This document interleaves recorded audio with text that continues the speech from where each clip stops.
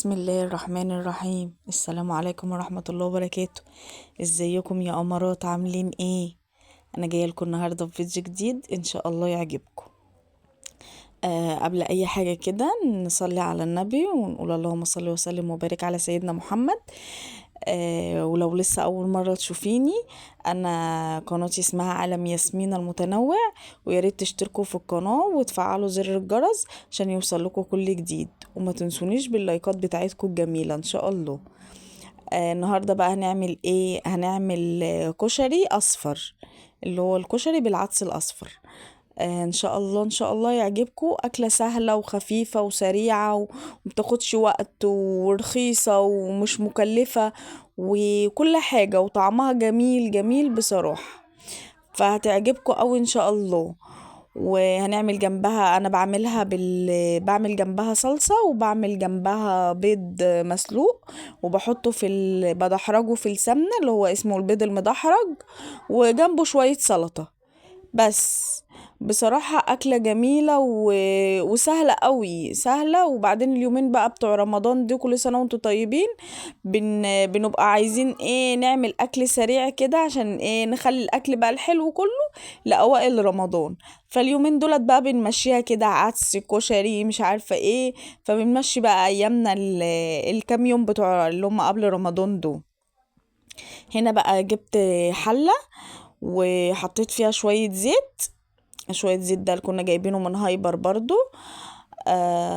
حطيت هنا شوية زيت كده، يعني بتاع 3 معالق كده زيت. وفي الطبق حطيت الرز على العدس حسب الكمية اللي انت عايزاها بقى. يعني انا بحط مثلا كوبايتين رز على كوباية عدس، او 3 كوبايات رز على كوباية ونص عدس، كده حسب الكمية اللي انت عايزة تعمليها. هنا بقى انا حطيت اهو الزيت، وحطيت الرز والعدس على بعض وبغسلهم. وبعد كده الزيت يكون سخن معايا شوية كده، يعني يكون سخن حبة حلوين، عشان اول ما تحطيه يبقى يخلي الرز على طول ايه؟ ميته دي تنشف. فاول ما يتش معاكي كده تعرفي ان انتي ايه؟ ماشية صح. الزيت يسخن كده حلو، وبعد كده نكون غسلنا الرز ونحطه عليه. دلوقتي هجيب الرز وهحطه معاكم وهتشوفوه بقى وانا بحطه معاكم. هو الرز على العدس على كله على بعضه، يعني الرز على العدس على شوية الزيت. هنا بقى كنت غسلت الرز وصفيته، ونقوم حاطينه على الزيت بس، وهنقلبه تقلبتين. هنحط بقى انا مش بحط عليه حاجة خالص غير هو شوية ملح وشوية كمون. لو عايزة تحطي مرقة، واحدة مرقة دجاج حطي، برضو بتديله طعم حلو. مش عاوزة خلاص، لكن انا بحط الملح والكمون. وساعات بحط مرقة الدجاج، يعني مش دايما. حابة انت تحطيها حطيها. بس هنا بقى اهو شوية ملح وحبة كمون. في ناس بتحط فلفل اسود، في ناس بتحط كاري، في ناس بتحط كركم عشان يخلوا لونه يبقى اصفر زيادة. يعني حسب ما انت عايزة بصراحة. لكن انا مش بحب اغير طعمه. بصي انا هنا حطيت اهي مرقة دجاج معاهم. لكن انا بصراحة مش بحب اغير طعمه، يعني مش بحب احط بقى الكركم والكاري والحاجات دي. هنحط بقى واحدة المرقة الدجاج اهو، وهنحط شوية كمون وخلاص. وهنصبر بقى ايه؟ نقلبه كده كم تقليبة كده حلوين لحد ما يسخن معانا، ونقوم مزودينه المية بتاعته. المية بقى ما تكتريش المية عشان ده بيعجن بسرعة قوي، لان العدس السوى بتاعه غير سوى الرز. فانت بتحطي مية، لازم تحطي مية قليلة، ما تحطيش مية كتير، ما تحطيش مية زي ما بتحطي للرز ابو شعرية. يعني مثلا هنا مثلا حاطة 3 كوبايات رز، هتحطي كوبايتين ونص مية، مش هتحطي 3 كوبايات مية زي الرز ابو شعرية. لا، هتحطي كوبايتين ونص مية يا دوبك، المية تبقى مغطياه كده حاجة بسيطة. تبقى ميه مغطيه حاجه بسيطه، عشان ده بيعجن بسرعه قوي. بتاع ده العدس، يعني بيعجن مع الرز عشان العدس بيبقى خفيف. فبالعدس ده بيقوم معجن الرز على طول. فانت لا، ما تزوديش في الميه، خلي الميه العقد بتاعها يبقى يبقى قليل. يعني بدل ما تحطي مثلا لو حاطه 3 كوبايات، او زي ما تحطي بقى حاطه 3 كوبايات، هنحط بس كوبايتين ونص ميه. انا مش بعاير، عشان انا بصراحة خدت على الحاجات دي، فمش بعاير. يعني حتى الرز مش بعاير، يعني الرز انا حاطة كده، يعني قولي مثلا كوبايتين ونص رز على كوباية وشوية عدس. لكن انا مش خلاص مش بقيت اعاير بقى، فبقيت خلاص عارفة العقد بتاعي قد ايه، وايديا بقت خلاص خدت على كده. فمش بعاير، بحط على طول وخليها بقى ببركة ربنا. انتي عشان لسه مش، لو لسه مش عارفة تحطي بقى حطي بالكوباية، بلاش تحطي كده. لو خلاص واخدة على كده، اعملي زي ما انا بقولك. بصي، اول ما حطينا المية تلاقيها ابتدت تبكبك كده، عشان المية عشان هو الرز سخن. بص، المية يا دوبك مغطياه حاجة بسيطة. بص الرز باين ازاي، يا دوبك المية مغطياه حاجة بسيطة. ما تزوديش فيه المية عشان ما يعجنش منك.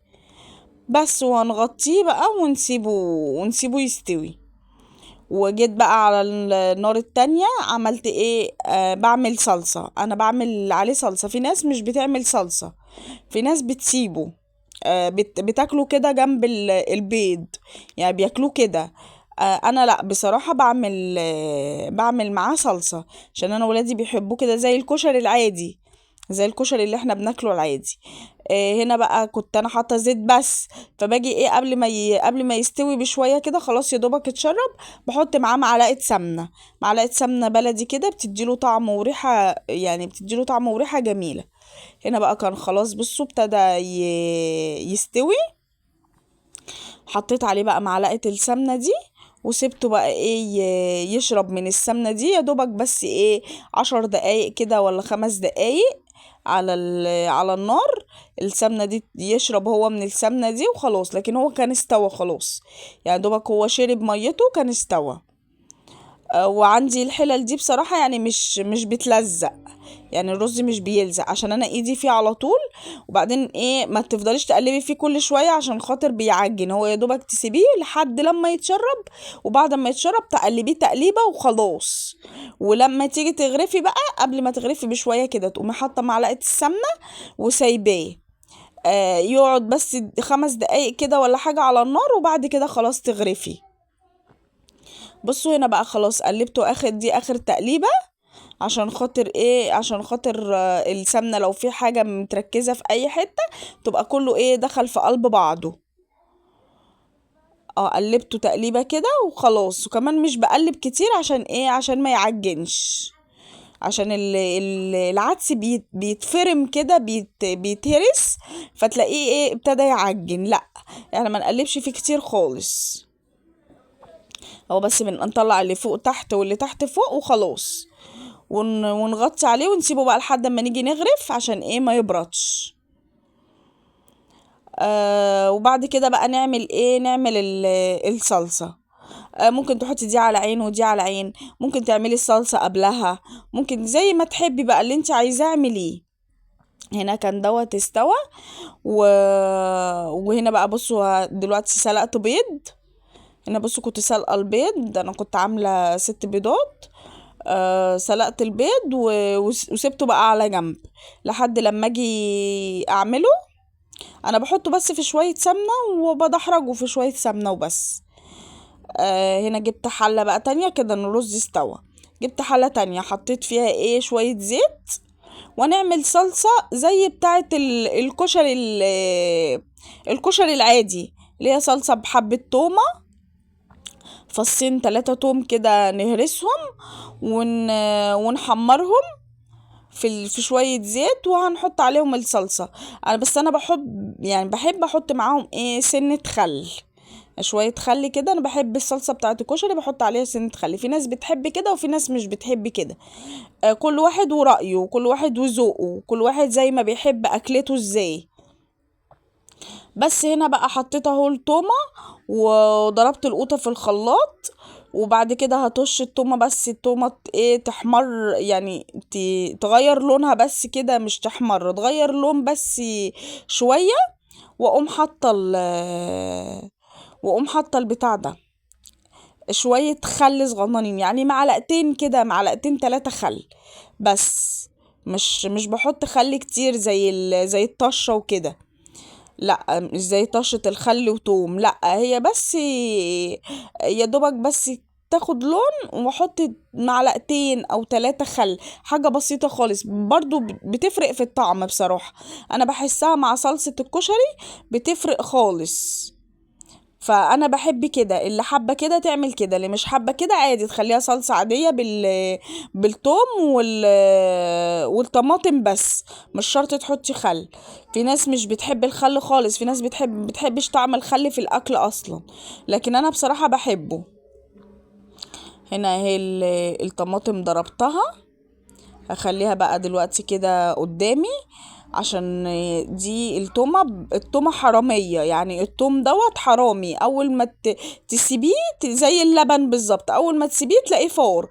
التوم برضو اول ما تسيبيه تلاقيه احمر، ما بياخدش وقت خالص. فاول ما التومة تسيبيها تلاقيها تحمر، فانت لا ما تسيبيش، لازم ايدك تبقى فيه. هنا هو شوية الخل، هو زي ما قلت لكم معلقتين بس، معلقتين 3 كده، اللي هو بس يحسسك بطعم الكشري بس. ونحط بعد كده الصلصة وخلاص. اهو حطينا بقى ايه شوية الخل زي ما انت شايفة، بصي هي معلقتين خل بس، بيعمل بقى ريحة جميلة وبصراحة طعم كمان جميل. هنا الطماطم زي ما انتوا عارفين انا بحط مع الطماطم حتة بنجر، عشان كده بتخلي لي الطماطم تبقى حمرة قوي. والدي برضو بحط لها ايه شوية ملح وشوية كمون. اللي حابب برضو يحط كمون يحط، اللي مش حابب برضو هو حر، لكن انا بحط معاها شوية ملح وشوية كمون او شوية ملح. برضو مش بحط ملح كتير عشان احنا محيقين الكشري حلو، وحاطين عليه مرقة وحاطين عليه كل حاجة، فمش بحط برضو ايه ملح كتير. وهنا شوية كمون، شوية كمون وخلاص.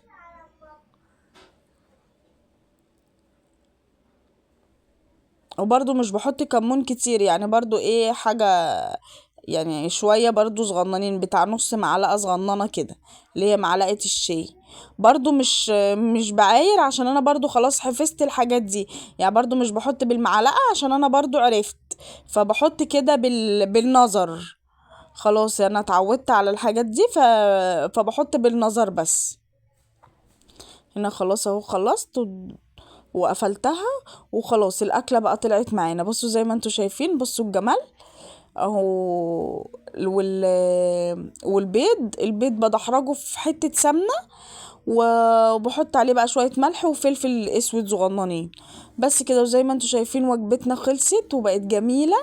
وما تنسونيش بالاشتراك وباللايك يا حبايب قلبي. وبصوا اكلتنا، وعملت جنبه شوية سلطة وخلاص. أكلة جميلة وسهلة وسريعة ومش مكلفة، وهتريحك ومش هتتعبك. والسلام عليكم ورحمة الله وبركاته.